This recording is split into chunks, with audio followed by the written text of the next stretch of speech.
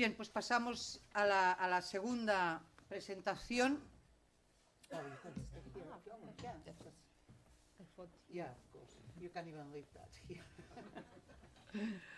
Bien, para mí realmente es un auténtico placer presentar al siguiente ponente por varias razones. La primera de ellas porque desde hace años pues nos une una amistad,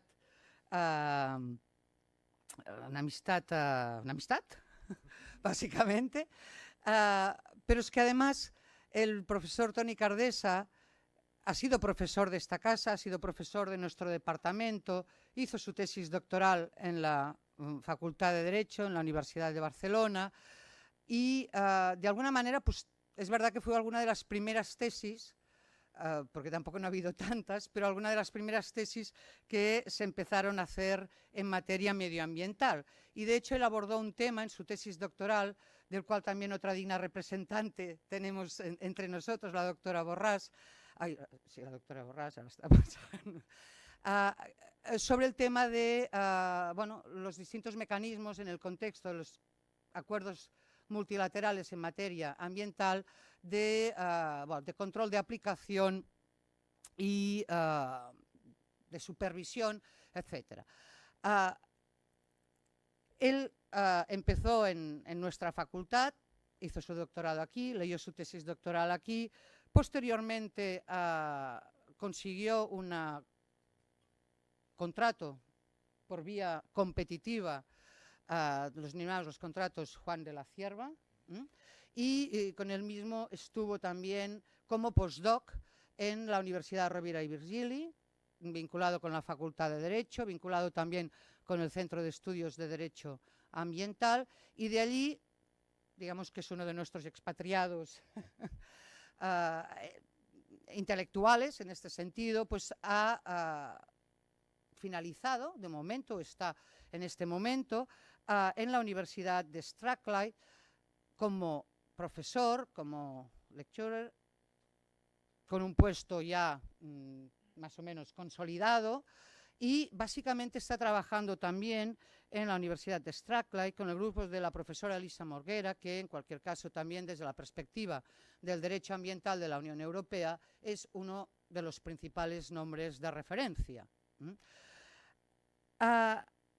En este tiempo, en esta carrera investigadora y académica del profesor Cardesa,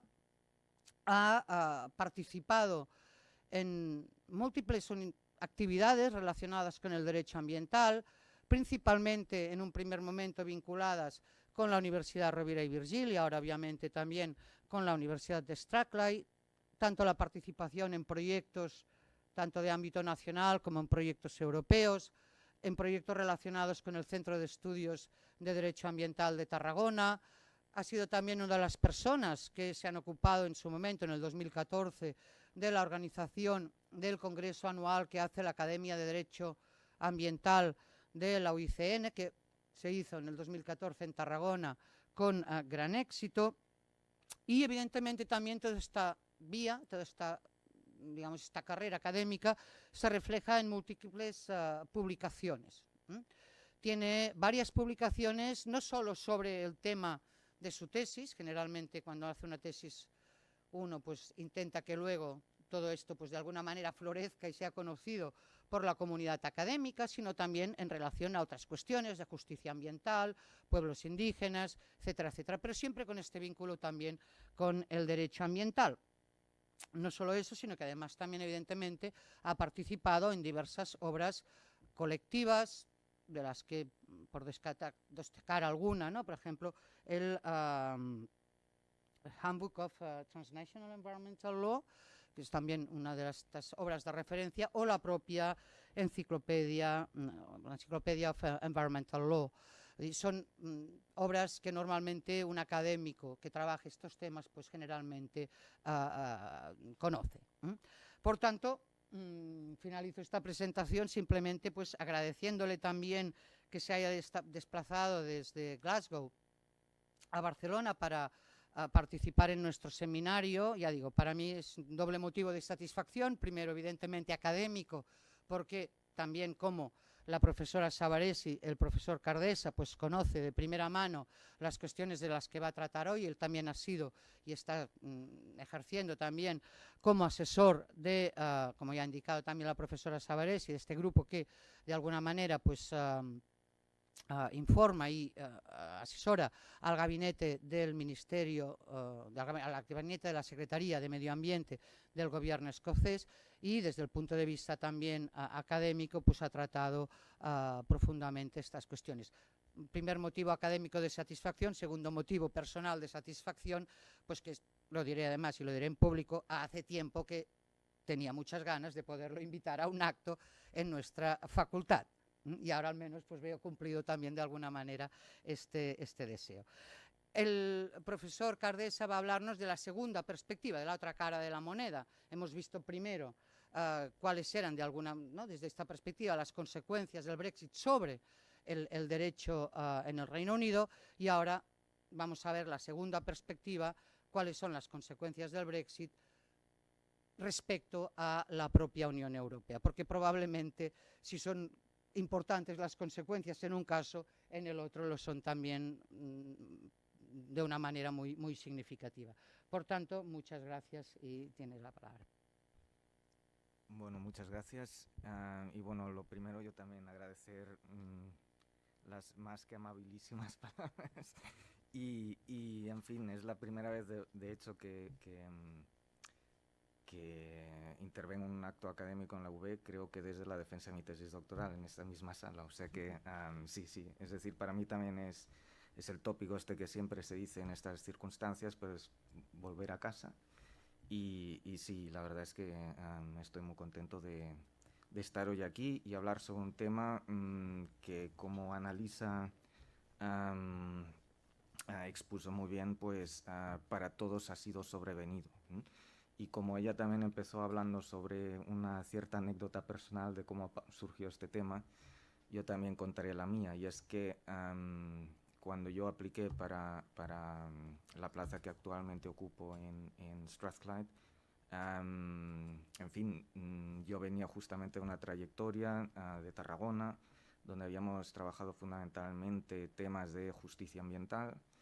Y me acuerdo que en la especificación de la plaza que tengo yo ahora se trataba justamente de profundizar en el rol de la Unión Europea en precisamente contribuir a aspectos de justicia ambiental en el contexto global y en el contexto interno. Lo que pasa es que justamente el día en el que se confirmó lo de la plaza terminó siendo el 23 de junio de 2016. Y me acuerdo que la primera sensación fue, bueno, y aquí también estoy alegre que no esté, estoy contento que no esté el cónsul general,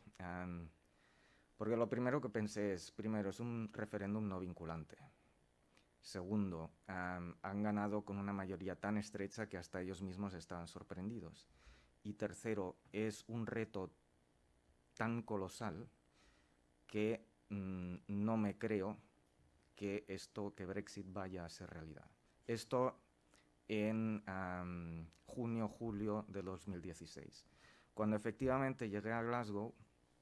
me acuerdo que tuve una primera conversación con mis colegas ahí. Me dijeron, bueno,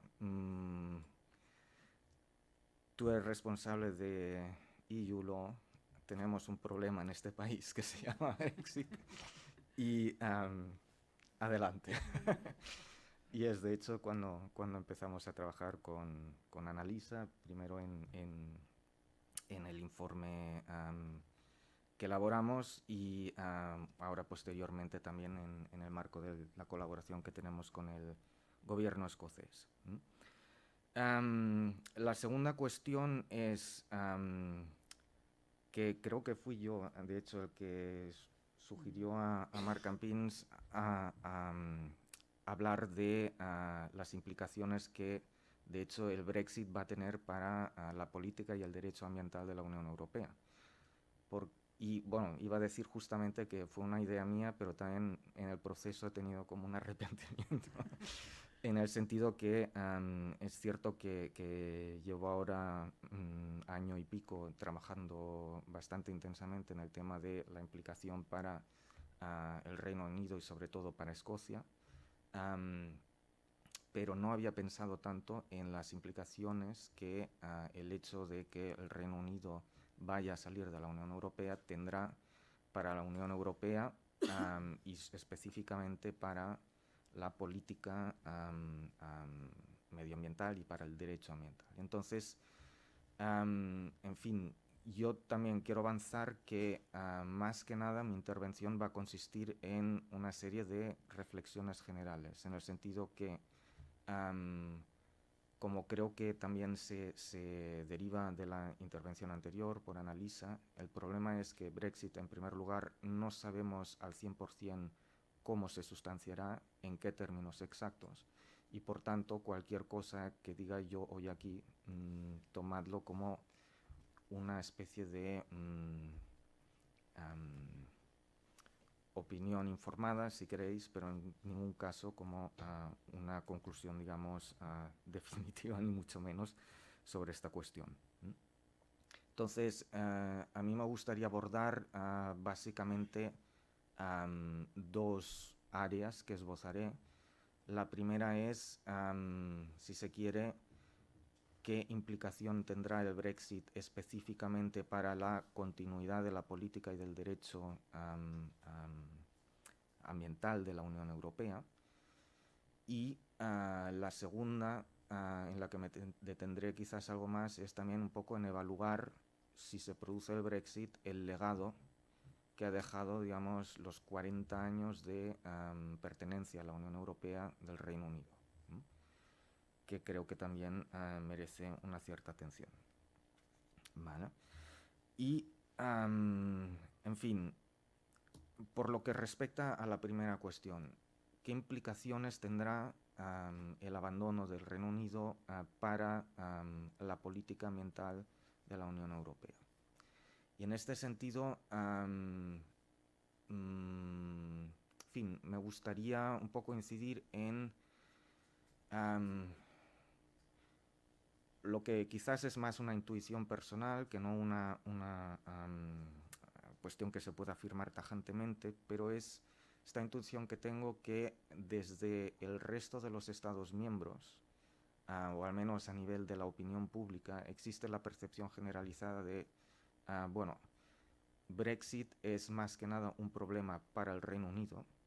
pero para el resto de la Unión Europea, en la medida en que los Estados miembros, los 27 Estados miembros, consigan mantener mínimamente la unidad, no será mayormente un problema. Y efectivamente yo creo que se puede coincidir con que probablemente el Brexit sea un problema mucho mayor para el Reino Unido, pero también creo que hay motivo para pensar, o bastantes motivos para pensar, que no será una cuestión que quedará, digamos, que pasará sin mayor pena ni gloria para la Unión Europea. Primero, porque, y esto creo que no es baladí, es verdad que el Reino Unido en el contexto de muchas de estas políticas es un receptor neto, pero también es desde un punto de vista global un contribuyente neto,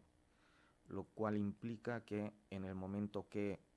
dejen de contribuir al presupuesto comunitario, entre los restantes 27 miembros se tendrá que tapar un agujero presupuestario bastante considerable y, digamos, reasignar también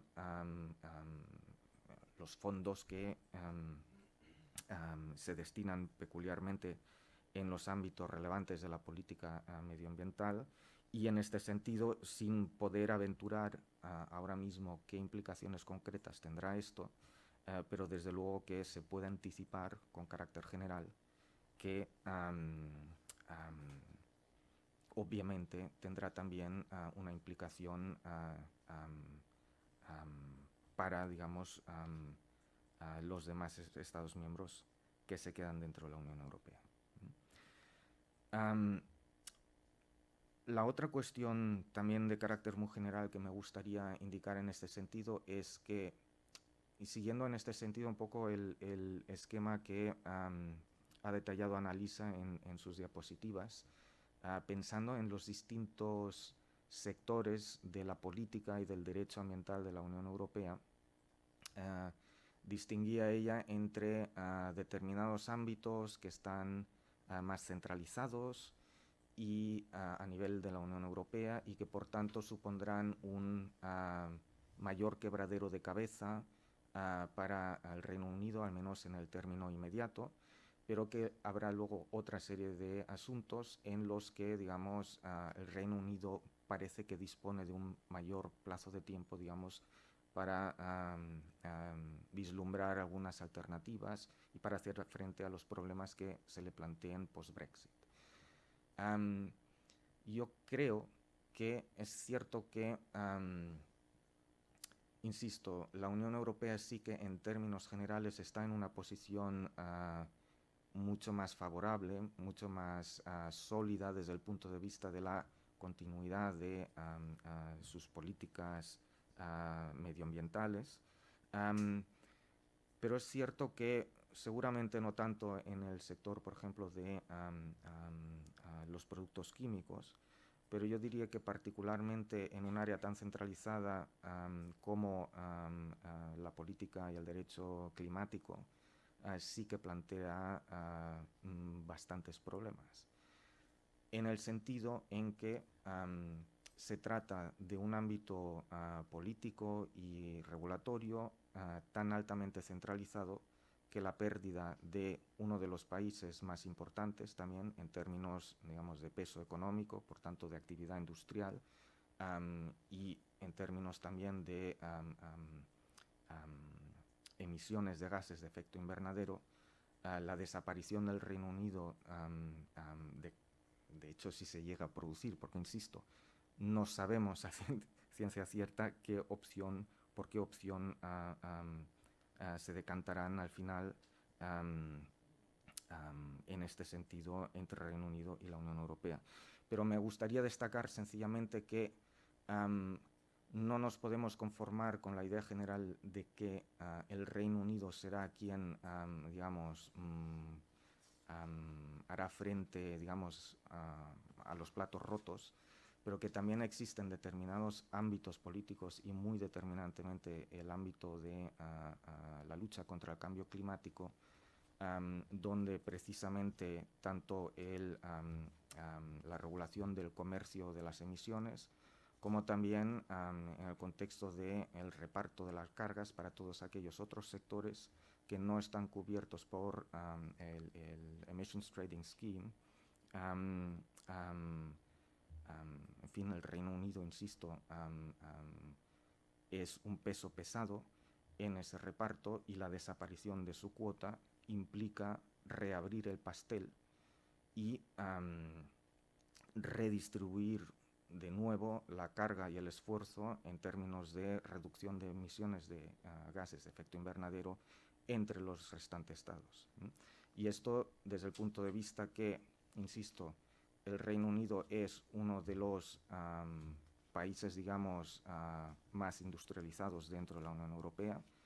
que también, como destacó por cierto el cónsul general, mayores esfuerzos ha hecho en términos de reducción de emisiones de gases de efecto invernadero, y que efectivamente también ha sido un contribuyente neto. Y estos son, no es baladí, digamos, porque son los criterios fundamentales que se toman en consideración a la hora de repartir la carga, digamos, en el esfuerzo de el reparto de el esfuerzo, perdón, de la reducción de las emisiones de efecto invernadero. Por tanto, sencillamente señalar en este sentido que también la Unión Europea, también la política medioambiental de la Unión Europea queda afectada en sectores claves por la retirada de la Unión Europea, y estoy seguro que el equipo negociador de Michel Barnier también, digamos, tendrá más que un quebradero de cabeza al abordar esta cuestión. Bien. El segundo aspecto que me gustaría abordar es quizás, digamos, más transversal y que afecta, si se quiere, al legado que podamos intuir que habrá dejado el Reino Unido a lo largo de 40 años de pertenencia en las comunidades europeas y ahora la Unión Europea. Y me gustaría también centrarme específicamente en qué significa este legado para el derecho ambiental de la Unión Europea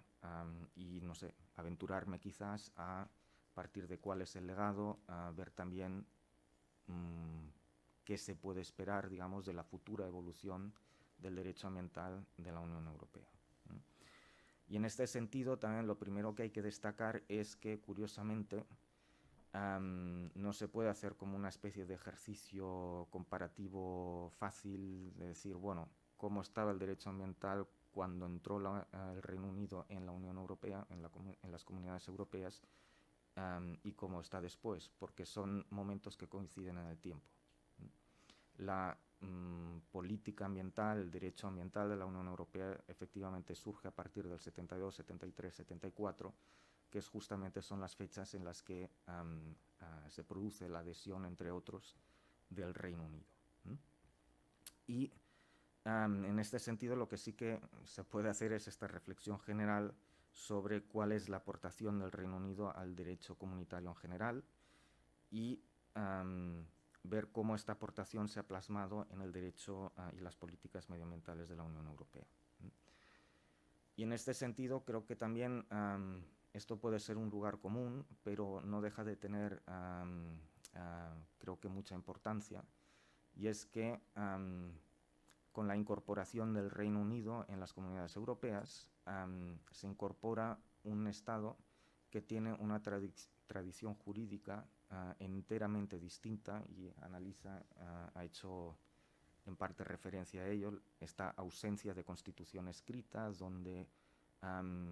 existe además una cosa que es absolutamente desconcertante para los juristas, digamos, continentales, que es una ausencia de jerarquía normativa,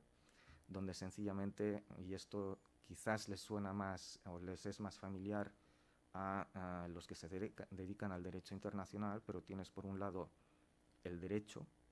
sea escrito o consuetudinario, y luego las tradiciones políticas, como la Sewell Convention, que son pactos políticos, pero que los tribunales pueden reconocer, pero no pueden entrar a valorar, ni aplicar, ni nada de estas cuestiones. Entonces el derecho comunitario, yo creo que desde la entrada del Reino Unido ha tenido que lidiar, y esto creo que ha tenido un efecto muy enriquecedor, con tradiciones constitucionales. Es decir, si el derecho comunitario en sus orígenes es sobre todo el fruto de, y simplificando mucho, pero la tradición del derecho administrativo francés y del equivalente alemán, el modelo alemán, a partir del ingreso del Reino Unido se produce, digamos, una incorporación de una visión bastante distinta del funcionamiento del derecho público, que ha influenciado y que ha dejado, digamos, una traza indeleble, y esto creo que será, digamos, mi conclusión tentativa de cara a futuro en el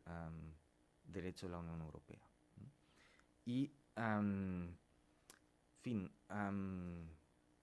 justamente yo creo que, es decir, probablemente para el Reino Unido, una de las principales innovaciones que trajo consigo el hecho de ser miembro en la Unión Europea ha sido el confrontarse con, y esto surgió recientemente en los debates y en las deliberaciones con el grupo en el que participamos, Annalisa y yo, digamos, el derecho comunitario aportó al Reino Unido, por ejemplo, algo así como, y específicamente en el ámbito del derecho ambiental, objetivos jurídicamente vinculantes, que si son incumplidos por parte de las autoridades públicas, se puede acudir a los tribunales para conseguir, digamos, algún tipo de remedio, de acción remedial contra ello. Y esto es, digamos, insisto, también otra de las cuestiones que el Reino Unido, digamos, tendrá que solucionar a través de las leyes que están preparando, tanto en Londres como por lo que a nosotros nos interesa, en Edimburgo. La Withdrawal Bill y también la Legal Continuity Bill en Escocia, que son construcciones muy interesantes por otro lado. Pero yo creo que también, y es lo que de hecho quería destacar en este sentido, creo que la pertenencia del Reino Unido en la Unión Europea también ha aportado, digamos, un cambio bastante significativo en el funcionamiento de el derecho comunitario desde el punto de vista de la introducción de elementos de procedimentalización del derecho. Y aquí, en fin, a modo de poner dos ejemplos del contexto del el derecho ambiental, uno sería, por ejemplo, la Directiva Marco de Aguas, en la que los estándares estrictamente medioambientales se definen de una manera a través de términos o conceptos jurídicos indeterminados, y la determinación viene precisamente a través de procesos más o menos formalizados de gobernanza, a través de los cuales los entes reguladores, agentes sociales, contribuyen a un proceso de concretización, si se quiere, de los estándares jurídicos. Y yo creo, probablemente sea una simplificación, pero yo creo que esta tendencia de fondo en el derecho comunitario en general, pero muy específicamente en el derecho ambiental, forma parte del legado de la pertenencia del Reino Unido en la Unión Europea. En fin, otro ejemplo que me había apuntado al margen de la Directiva Marco sería probablemente también la Directiva sobre Emisiones Industriales con el proceso de Sevilla, que también sigue un esquema similar de concreción de los estándares medioambientales a través de estos procesos abiertos de gobernanza que son o que fuerzan un poco, si se quiere, los conceptos clásicos del derecho administrativo, del derecho público continental. Creo que un segundo elemento que también es o forma parte del legado de la participación del Reino Unido a través de estos últimos 40 años o más en la Unión Europea es una cierta diversificación, si se quiere, de las técnicas de regulación jurídica. En el sentido en que, y esto se ve creo que paradigmáticamente en el caso del comercio de las emisiones, digamos, además de lo que son estrictamente objetivos jurídicamente vinculantes, se introducen una serie de elementos, de instrumentos económicos y especialmente instrumentos, digamos, de mercado, que deben de, digamos, complementar y facilitar la aplicación y la implementación del derecho en general y, sobre todo, la consecución de los objetivos. Y esto enlaza, insisto, con aquella percepción que destacaba antes de el derecho público inglés, de la ausencia de objetivos jurídicamente vinculantes, pero sí, digamos, el establecimiento de procedimientos, en este caso de carácter económico, para facilitar, para conseguir los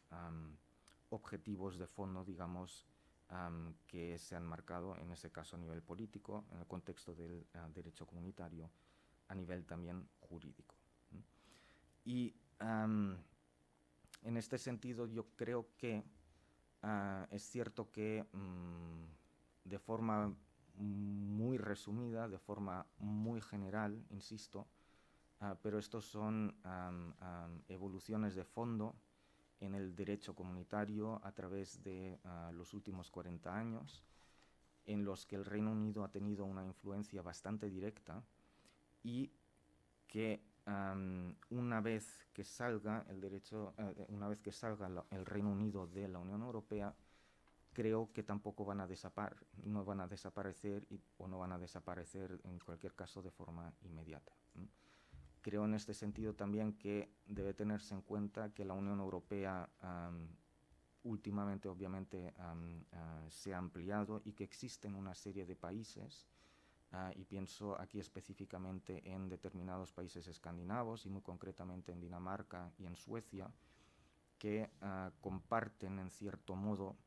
aunque no formen parte, digamos, de esta tradición, digamos, de derecho público anglosajón, pero creo que comparten en cierto modo, si no directamente posiciones políticas, cuando menos sí también enfoques, digamos, de regulación jurídica,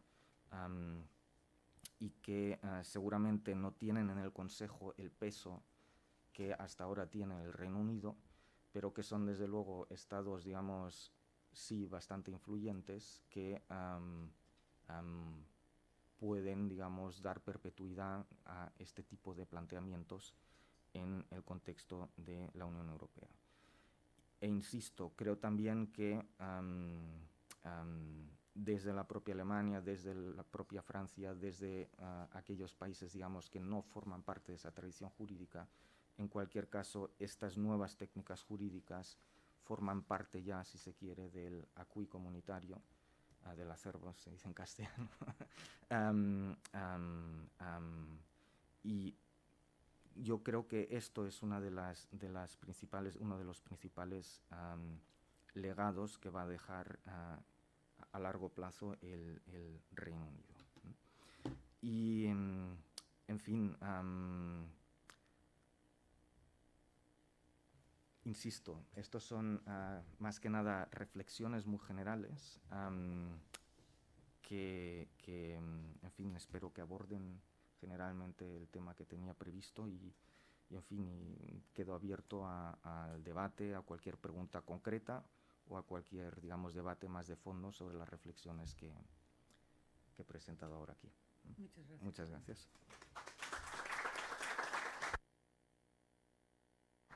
Bien, muchas gracias. Tenemos 10 minutos antes de la pausa para cuestiones directamente relacionadas con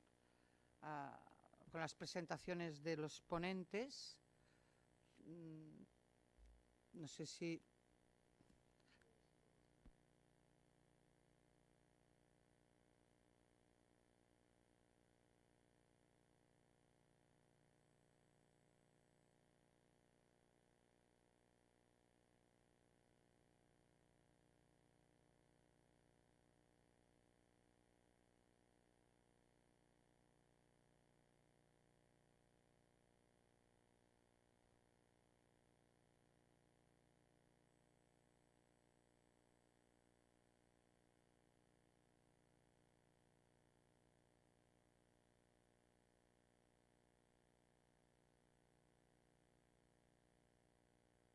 Sí, no sé si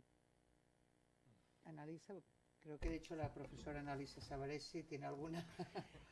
publicación incluso, ¿no? Well, thankfully, I'm not the one who's looking at atomic waste and nuclear energy, but in general, the position of the UK government in the beginning was one of, oh yeah, let's leave Euratom as well. Many have told them that was not a good idea. So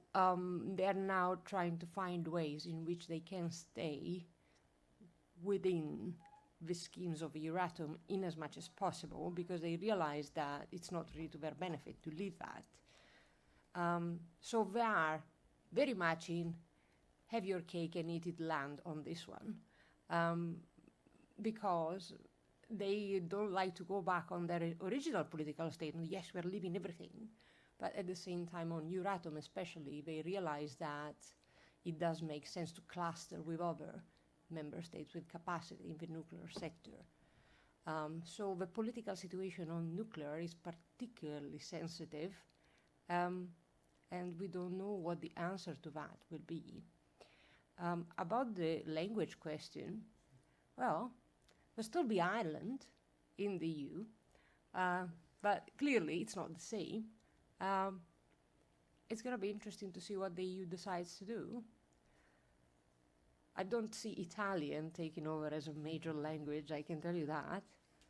Possibly we could switch more in the direction of French, which is already very predominant, but who knows? We'll see. Muchas gracias. No sé si tú quieres añadir. Bueno, respecto del idioma, decir que efectivamente al menos para cualquier vacante que se abre en la Corte, en el Tribunal de Justicia de la Unión Europea, se prefieren a los candidatos, digamos, que dominen el francés. El francés sigue siendo realmente muy determinante, al menos en el contexto del Tribunal de Justicia de la Unión Europea, y yo diría que también en el servicio jurídico de la Comisión, no tanto probablemente en otras áreas. Mi experiencia, yo fui durante 5 meses practicante o stagiaire en la Comisión Europea, y en la Dirección General Medio Ambiente es verdad que el 90% era inglés, pero curiosamente la unidad, digamos, jurídica eran todos francófonos. Eran un griego, un italiano, varios españoles, y ahí se hablaba fundamentalmente el francés, ¿no? No sé hacia dónde irá, pero a mí me da la sensación que el inglés oficial o oficiosamente permanecerá, me da la sensación, y también formará parte del legado. ¿Alguna otra cuestión?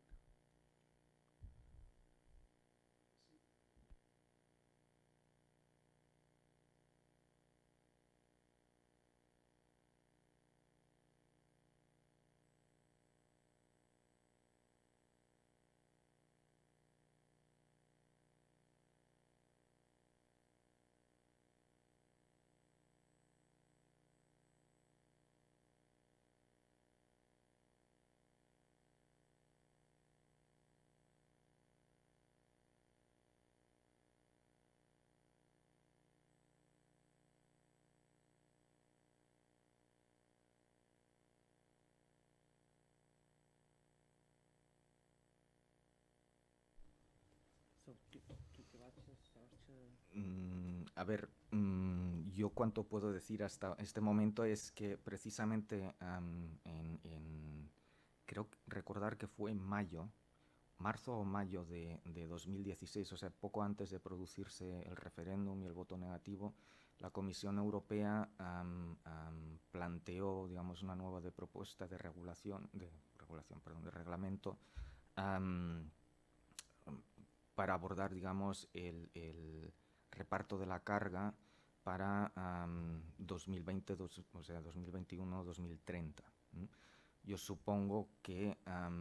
y lo he estado buscando, pero no lo he encontrado, digamos, la propuesta se debe de haber modificado a la vista de... ¿no? En el texto sigue apareciendo. Sigue apareciendo el Reino Unido. Sigue apareciendo el Reino Unido. Pues, sí. And if I may add, I think this is a very interesting question upon which there has not been any clarity at all from the British government so far. Partially, I think, because they are sitting on the fence. Why do I say that? Because we are going in mega technical. Forgive me, this is my subject area, so I can go in quite a lot of detail on this, but there is a great difference between emissions that are not covered by the emission trading scheme and the emissions that are. Now, the UK is in a very fortunate position because they are overshooting in the non-emission trading scheme sector. But the EU will be very much in trouble without them to meet their targets in that specific sector. So that's a bargaining chip in their hands right now because they have a lot of power. Strangely, it's one of those few areas where they are actually handling the issue rather than being at the mercy of the European Union. So I guess they are using it, that power, because clearly it will not look good on the EU if they don't meet their targets collectively, and therefore they need the help of the UK to reach those targets in that sector specifically. Perdona, Laura, un momento. Perdón, no solo porque hay estudiantes que a lo mejor no conocen digamos, el detalle, ¿no?, del régimen en materia de cambio climático en la Unión Europea, cuando nos referimos a sectores que están dentro del sistema de comercio de emisiones, se refiere a determinados sectores, principalmente industriales, etcétera, que están bajo la Directiva de Comercio de Emisiones del año 87, si no me equivoco. Cuando hablamos de sectores que no están cubiertos por el sistema de comercio de emisiones, nos referimos sobre todo a sectores en los que las emisiones se producen de una forma más difusa, como pueda ser transporte, calefacción, etcétera, etcétera, etcétera. Simplemente quería hacer esta aclaración básicamente para los estudiantes que hay también aquí que a lo mejor aún no conocen estos detalles, ya los conocerán a final del curso, pero ya los conocerán, pero simplemente era esta, perdón.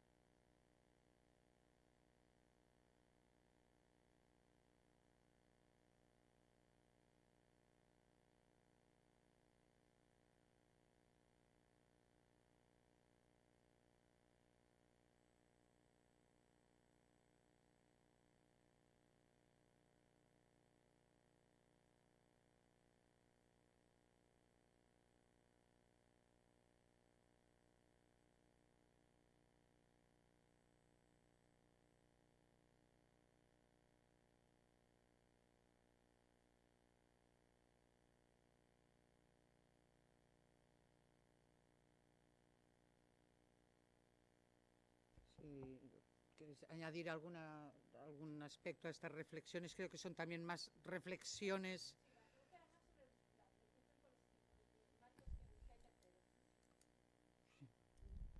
Yeah, happy to share some thoughts on both issues, actually. In as far as international agreements are concerned, it really depends on the subject area. Of course, we have mixed agreements, agreements that have been concluded only by the EU, and agreements that have been concluded only by the UK. And this is where the cookie crumbles, really, because international obligations of the UK will be the same in as far as the UK is party to any treaty. But clearly, there are treaties that have been ratified by the EU, and the EU member states have agreed to implement their obligations under those treaties jointly. So formally, at the very least, declarations will have to be made under those treaties that the UK is no longer a party, but what this means in terms of implementation